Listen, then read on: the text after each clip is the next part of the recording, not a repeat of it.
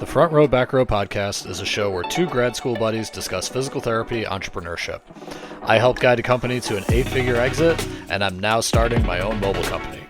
Brian grew his mobile practice to 4 clinics, and he's now doing $1 million in revenue. Join us as we help you grow your own business. Hello and welcome to the Front Row Back Row podcast. My name is Dr. Owen Campbell, and with me, as always, is Dr. Brian Wolf. And together we are Physio Growth. We run a mentorship group. You've heard about it in the introduction, what we have done, and we are worth listening to. So if you look it up, www.physio-growth.com, you can join our group. So today we're going to be talking about cash pay rates. Right. And hopefully we'll get a little bit in the weeds on this. A lot of people talk either hyperbolically, where they say, well, I know a guy who charged $700 or $600 or whatever. And all of us have heard that story over a few drinks. And they say, well, why not me? Right. And I also have heard people on the exact opposite side of the spectrum who say, why would anybody do cash PT? There's only like 2% of the country that'll do that, So we have this kind of back and forth even within the PT profession of like, what a good cash pay rate should be. And I think it's a good thing to bring up because I right now am only cash pay. I'm only out of network. And Brian started his business like that. Now he's in network, but he's been in on conversations of like, hey, maybe there's a cash practice down the road that we want to talk to, or, what's a good going rate now for this. So I think it's important to kind of dive into, I think I want to structure this in the sense of, well, let's start with how does somebody get a high rate, right? So how, like I'm a PT. I heard somebody at the bar say they got $600 an hour, $500 an hour. If that's in fact true, right? How does somebody get to that? Right. Yeah. I think the reality of how someone gets to that level is mainly through creating more of like an authority-based piece. So I mean, I'll actually, one of the things that you said to me once was, and it was funny because I thought of you this morning. I was in a meeting and someone talked about so-and-so who worked with Tiger Woods during some blah, blah, blah time. And again, this is all hearsay. I have no idea who the heck these people are, blah, blah. Yeah. But it was so funny. I remember you telling me once we were younger, you were like, if you became the guy who treated Tiger Woods, in essence, like that's going to itself get you a lot of like reputation, right? People are going to follow you. Mm-hmm. So in essence, it's not, I think a lot of PTs make the mistake of being like, let me get as many letters as I possibly can that's longer than my name, and like people are going to flock to me. And it's like, that's not the reality of what it is. It just shows you're a giant nerd anyway. And then, and a lot of it is the idea of really creating more relationship and then creating more leverage, right?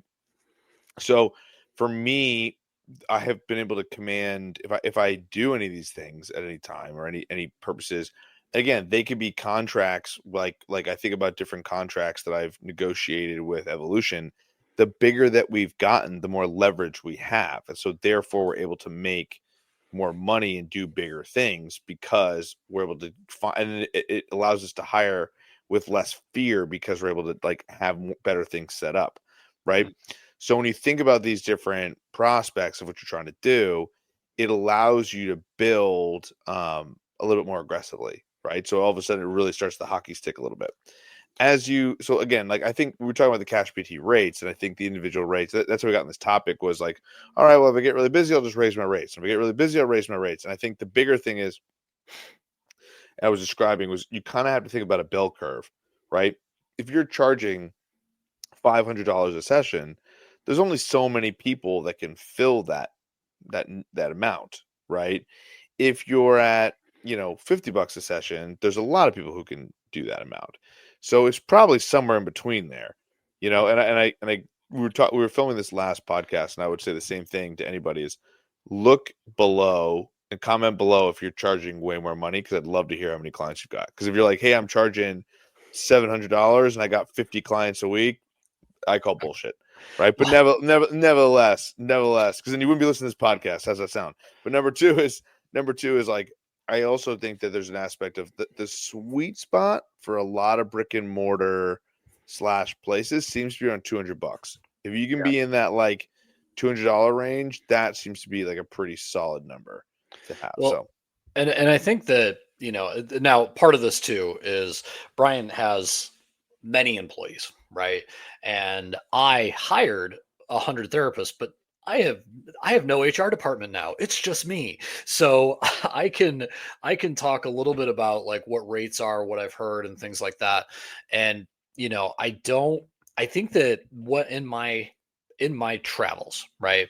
There's been two people that have been able to charge north of 350, right?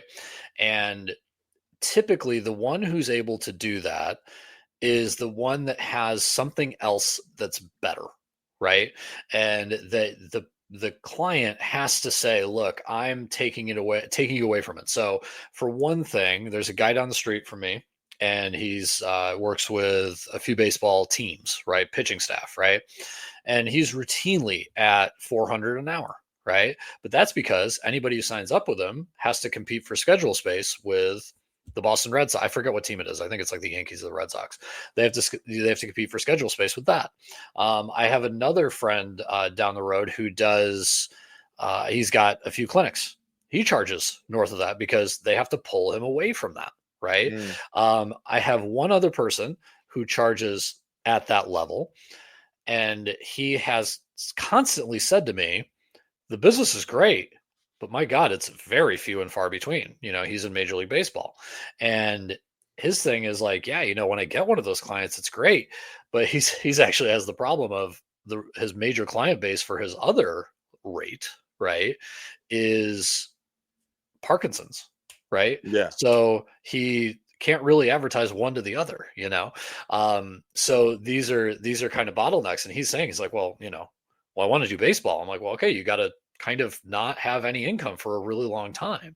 Yeah. And that's what he's doing. And he's trying to go to like the owners meetings. He's establishing that authority you're talking about. So I think authority comes from either you have something better that you could be doing with your time and they have to pay you to take away from that, or all of your clients are elite, right? Yeah. And then they have to pay to be on that schedule.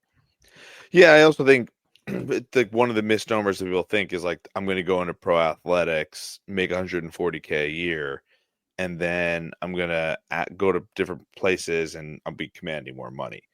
Yeah. Not necessarily, right? The brands work in tandem. To your point about what that guy is like, I have a baseball gig, so the amount of money that I need, it's not even that I need to get or I deserve. It's more of a time problem, right? It's a supply demand issue. There's not enough of me, so to pull me away from there, you got to pay me X. That's what that baseball guy's doing, and that makes sense. That's what essentially happens, right? So basically, you need to create a scenario where you're so busy, you're very happy to be turning away work because you got to get less busy, and that's how that occurs, right? So the more like my time has not gotten less busy since I started my business, it's gotten way more busy. So that's why in theory that leverage can occur, right? Well, and I think same thing with other PTs within our business as well. Well, and you have to realize that it's not just a simple thing of giving yourself a $25 per hour raise every year as a mobile PT. Yeah. I think people get this in their head where they're just like, well, inflation, I'll just keep doing this. And I think it's as you go over certain price points, you are swimming in different waters. Yeah. And they have to realize that those are more competitive waters, right? Where people are going to be expecting a high level, right? So it's not a problem. Hey, if you're a go-getter and you're that good and you think you are, do it, man. Like, go for it. I fear that a lot of the keyboard warriors on Facebook and LinkedIn and your buddy who has a friend who did X probably aren't that good because there's only so many people. It's like how many people said they were there for like the Bills comeback against Houston and Buffalo. Like everybody has an uncle who was at that game. Like there must have been about 3 million people in the stands because it was the biggest event in like local Bills history, right? Kind of the same thing there where it's like, well, I have a friend who did this. And it's like, okay, but you don't. So, Well, I remember talking to Jim McKay, and he said this to me once. We were talking on this podcast. He goes, wow, it's weird. You went from like a cash PT to an insurance one. That's bizarre. That's not normal for most PTs, right? And I said, because if you really look at how the growth model works from a business perspective, show me the cash physical therapists that are selling for a lot of money, right? And so if a logical next growth scenario is, hey, I want to build my business to sell it someday, insurance makes a lot of sense to be involved in, right? But the key is the path to how to get there. And so if you don't set certain things up in the right capacity to do that, you could be missing out, or just it takes a lot longer. But in the end, the interim of what's going on there is you're going to create so much of a, bigger business around where it's like, okay, like this is what I'm building, that it's more stable and more secure, and then a bigger nut at the end of the day. So the aspect more so is trying to figure out, okay, like what makes the most sense on how to grow the business, how to create more like leverage for your time. And I think sometimes what ends up happening is people actually stifle their ability to grow by raising the prices too quickly, Mhm. or they don't have a clear vision of what they want to do for their business, and they just know they're too busy. So they're like, let's slow it down and then just raise prices. Well, and So I think you say they stifle. I think that's the best part there because exactly, they, if I am at 250, right, and I want to hire, it's going to be very challenging for 100%. 250 to get paid, right? A new grad or someone who's never done any marketing, right? Whereas I'm going to have to lower their price. So then already they're the stinky kid, right? Exactly. Then it becomes like, okay, well then and then you got to wait a really long time and they have to not want to leave for the raised prices that you're doing, right? Because Yep. you're not paying them that full price. You're taking some off the top because that's why you employ people, right? Yep. Is to get a multiple on the time, right? Um, and then they never will climb up to your level because why would they do that? They could just leave and take that money, right? And that's what they'll do. And then And they'll that's leave and take your money, right? To a and that's degree, it. right? So I think that those like that's the other thing people have to understand is that like those massive prices also make it so that if you don't have anything to back it up, like an insurance based business where you can grow and keep it, it's really hard to challenge to bring those massive prices. Like the person I know who does the baseball team, it's got a clinic, takes insurance, right?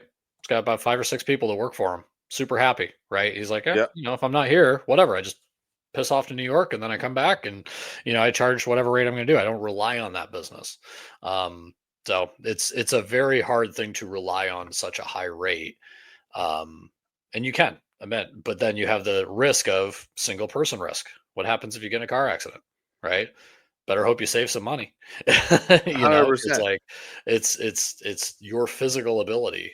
What happens if a family member gets sick in another city? You know what I mean? Like those are the things. I mean, I've gotten patients from like 3 different mobile practitioners in Phoenix, all because they left town. You know? It's so funny, man, because I feel like so many people think, like, to your point, like, I think you said this in the last podcast we did, like, oh, I'm always looking for an annual raise. And the Mhm. reality is, all the things you just talked about right there is exactly why you can't really predict that, right? Yeah. In entrepreneurship. So the aspect is, it's just not the trade off that you're looking. It's like you're looking at this next level. So if Mhm. you're looking to say, hey, I would always want to raise, the answer would be, okay, we'll just stay as a solo provider, right? And just keep raising your rates and just manage your schedule that way. And Yeah. you'll do great. You'll make a buttload of money. You won't be able to sell it, Mhm. not for much at least, because you're the business. But at the same time, like, can you do really well in that scenario? Hell yeah. You can do Yeah. really well in that scenario. Well, and remember, lawyers do a better job. There's industries are different, right? So if you think about lawyers, the only thing that's really going to stop a lawyer from being a lawyer is a brain injury, right? Yep.